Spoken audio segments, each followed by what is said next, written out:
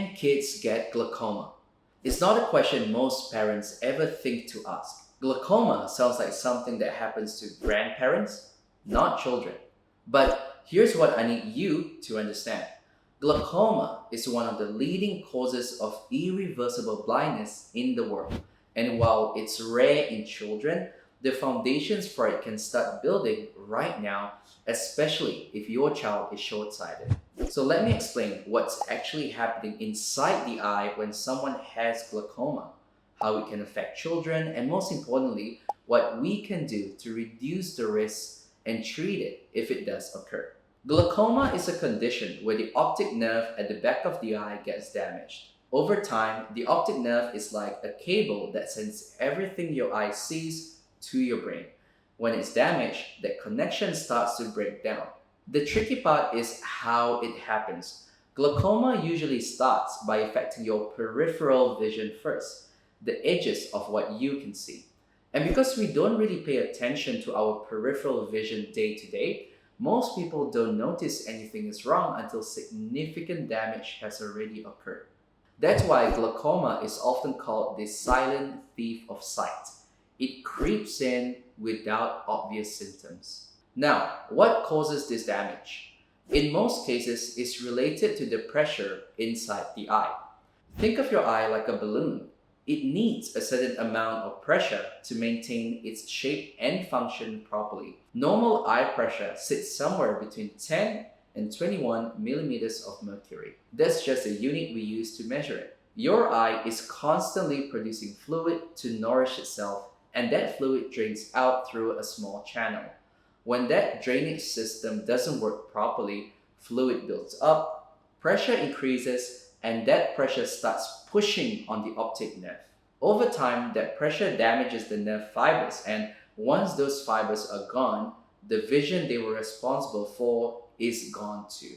That's what makes glaucoma so serious. But the good news is we can catch it early, and that starts with regular eye exams. The main test is measuring the pressure inside the eye. You've probably experienced this yourself. It's that puff of air that catches you off guard.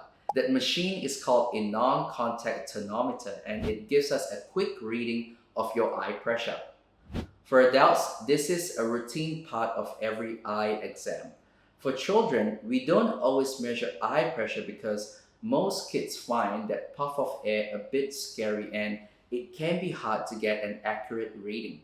But if there's a concern, we have handheld devices that gently touch the surface of the eye to measure pressure.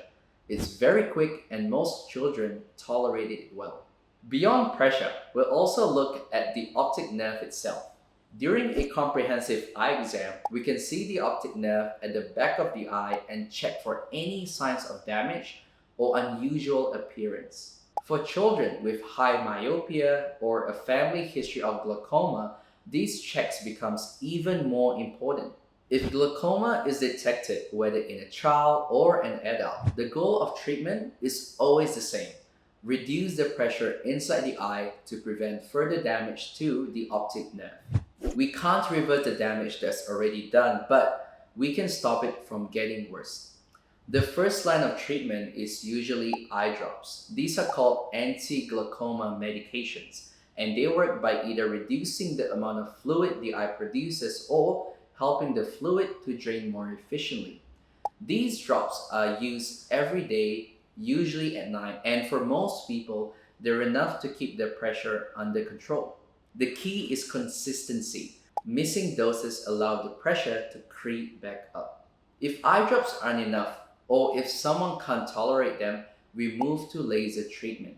The most common procedure is called a peripheral iridotomy. It sounds complicated, but the concept is simple. The surgeon uses a laser to create a tiny hole in the iris, the colored part of the eye. This opens up an additional drainage pathway so fluid can escape more easily. It's a quick procedure, it's done in the clinic, and it's not as scary as it sounds. The hole is so small and positioned so that it's hidden under the upper eyelid. You can't see it when you look at someone.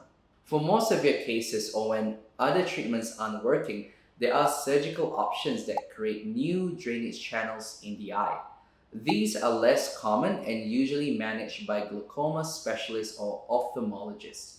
The important thing to understand is that we have effective treatments. Glaucoma is serious, but it's manageable when caught early and monitored properly. So, can kids actually get glaucoma? The short answer is yes, but it's uncommon. There's a condition called congenital glaucoma where babies are born with drainage systems that didn't develop properly. There's also juvenile glaucoma that can develop in older children and teenagers. These are relatively rare, and when they do occur, they're usually detected and managed by pediatric ophthalmologists. But here's what I want to focus on, because this is where most parents can actually make a difference. The bigger concern for most children isn't glaucoma right now, it's the risk of developing glaucoma later in life. And that risk is directly connected to something we see every single day in the clinic: myopia or short-sightedness.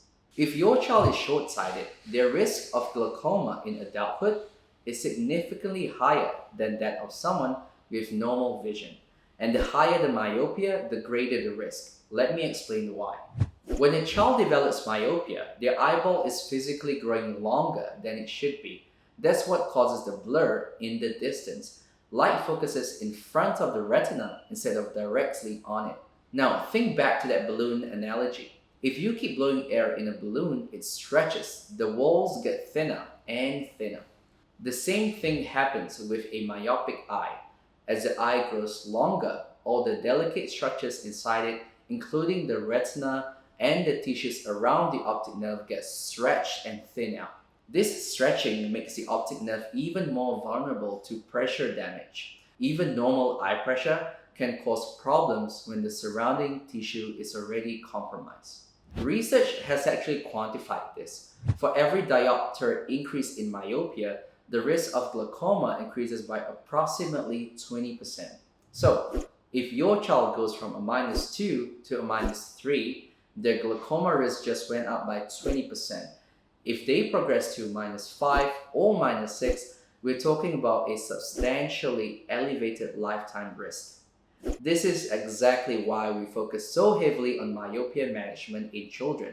If we can slow down that eye growth while they're young, we're reducing the stretching, reducing the thinning, and reducing the risk of glaucoma decades down the line.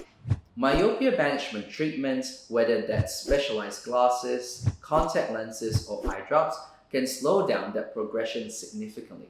By keeping your child's myopia lower, we're keeping their eyes shorter, their structures healthier, and their lifetime risk of glaucoma reduced. It's one of the most common things you can do for your child's long-term eye health. So, if your child is short-sighted and you're concerned about what it means for their future, I'll encourage you to book a consultation. If you're here in Perth, you can see us at the Myopia Care Clinic. We'll assess your child's current progression and put together a plan to protect their long-term vision. The link to book is in the description. And if you want to connect with other parents navigating their child's eye health, I've created a free community called Healthy Kids on School. It's a space where you can ask questions, share experiences, and get ongoing support. That link is in the description as well. I'll see you in the next video. Bye-bye.